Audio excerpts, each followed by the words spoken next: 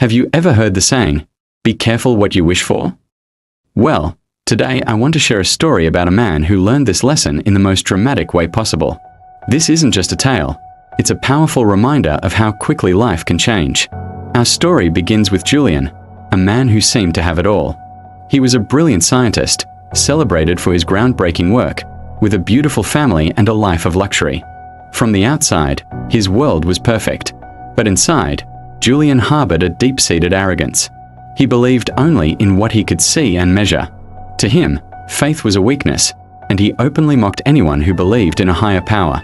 He'd often say, "If there's a God, let him prove it. Let him take everything from me, and then we'll see if I believe." He said it so often, it became his personal catchphrase, a challenge thrown into the void. For years, life went on. Julian's success grew, and with it, his pride. He saw his continued prosperity as proof that his worldview was correct. There were no consequences, no divine intervention. He felt invincible. His colleagues admired him, his family loved him, but his dismissive attitude towards faith created a subtle distance, an invisible wall he was too proud to notice. He was the king of his own rational, predictable world. Then came the day everything changed. It started subtly. A research grant he was counting on was unexpectedly denied. Julian shrugged it off as a minor setback, just bureaucratic nonsense. But then, a respected journal published a paper that challenged the very foundation of his life's work. His reputation, once unassailable, began to show cracks. The whispers in the hallways of his university grew louder. The stress started to mount, and for the first time, Julian felt a flicker of unease. The dominoes began to fall faster. A risky investment he'd made, fueled by his overconfidence, completely collapsed, wiping out a significant portion of his savings. The financial strain put a heavy burden on his marriage. Arguments with his wife, once rare, became a daily occurrence. The beautiful home that once felt like a castle now felt like a cage filled with tension and unspoken resentments. He was losing control, and the world he had so meticulously built was crumbling around him. The final blow came in the form of a health crisis. A routine checkup revealed a serious illness that required immediate and aggressive treatment.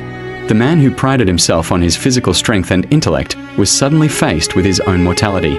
He found himself lying in a sterile hospital room, the beeping of machines a constant reminder of his fragility. All his awards, his wealth, his scientific knowledge, none of it could help him now. He was alone with his thoughts, the echoes of his own arrogant words haunting him. "Let him take everything from me." In that moment of absolute despair, stripped of everything he had valued, Julian finally broke. He looked out the hospital window and for the first time, he didn't see a world of random atoms and predictable laws. He saw something more.